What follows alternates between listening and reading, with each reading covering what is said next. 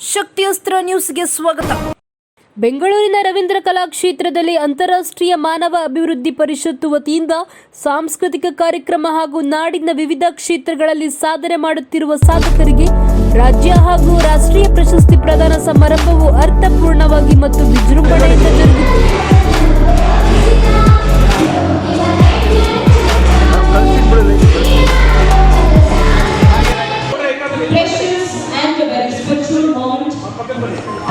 ನಾಡಿನ ವಿವಿಧ ಮಠಾಧಿಪತಿಗಳು ಗಣ್ಯಮಾನ್ಯರು ಘನ ಉಪಸ್ಥಿತಿಯಲ್ಲಿದ್ದು ಕಾರ್ಯಕ್ರಮ ಯಶಸ್ವಿಗೆ ಕಾರಣೀಭೂತರಾದರು. ನಾಡಿನ ವಿವಿಧ ಕ್ಷೇತ್ರದ ಸಾಧಕರುಗಳಿಗೆ ರಾಷ್ಟ್ರೀಯ ಪ್ರಶಸ್ತಿ ಪ್ರದಾನ ಮಾಡಿ ಪುರಸ್ಕರಿಸಲಾಯಿತು. ಇದೇ ಸಂದರ್ಭದಲ್ಲಿ ಯೂನಿವರ್ಸಲ್ ಸಣಾರ್ ಸಂಗಮ್ ಚಾರಿಟಬಲ್ ಟ್ರಸ್ಟ್ ಸಂಸ್ಥೆ ಸಂಸ್ಥಾಪಕಿಯಾದ ಶ್ರೀಮತಿ ಕನಿಷ್ಕರವರ ಸಮಾಜ ಸೇವೆ, ಯೋಗ, ಪರಿಸರ ಸಂರಕ್ಷಣೆ, ಶಿಕ್ಷಣ ಮತ್ತು ಮಾನವೀಯ ಸೇವೆಗಳ ಸೇವೆಯನ್ನು ಗುರುತಿಸಿ ಪ್ರತಿಷ್ಠಿತ ಪ್ರೌಡ್ ಆಫ್ ಇಂಡಿಯಾ ರಾಷ್ಟ್ರೀಯ ಪ್ರಶಸ್ತಿಯನ್ನು ನೀಡಿ ಎಲ್ಲ ಗಣ್ಯರು ಗೌರವಿಸಿ ಪುರಸ್ಕರಿಸಿದರು.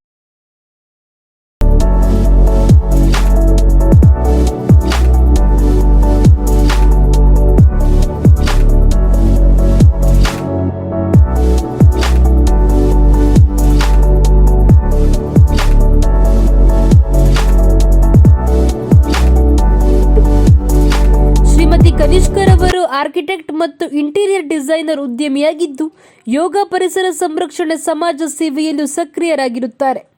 ಇವರ ಸೇವೆ ನಾಡಿಗೆ ಮತ್ತಷ್ಟು ದೊರಕಲಿ ಎಂದು ಹಾರೈಸಿ ಇಡೀ ಸಭಾಂಗಣ ಇವರಿಗೆ ಶುಭ ಹಾರೈಸಲಾಯಿತು.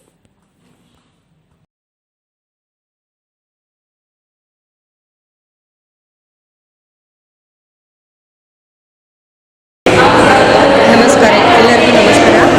ಈ SST ಬಂದ್ಬಿಟ್ಟು ಇಂಟರ್ನ್ಯಾಷನಲ್ ಹ್ಯೂಮನ್ ಡೆವಲಪ್ಮೆಂಟ್ ಕೌನ್ಸಿಲ್ ಅಂತ ಮಹೇಶ್ವರ್ ಅವರು ಆರ್ಗನೈಸ್ ಮಾಡಿದರು.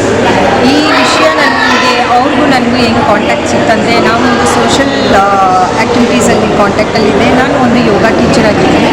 ಹಾಗಾಗಿ ಐಸ್ ಬಾರಲ್ಲಿ ನಾನು 250 ಆಸನಾಸು ವಿತಿನ್ 3 ಮಿನಿಟ್ಸಲ್ಲಿ ಎಲ್ಲ ಮಾಡಿದ್ದೆ.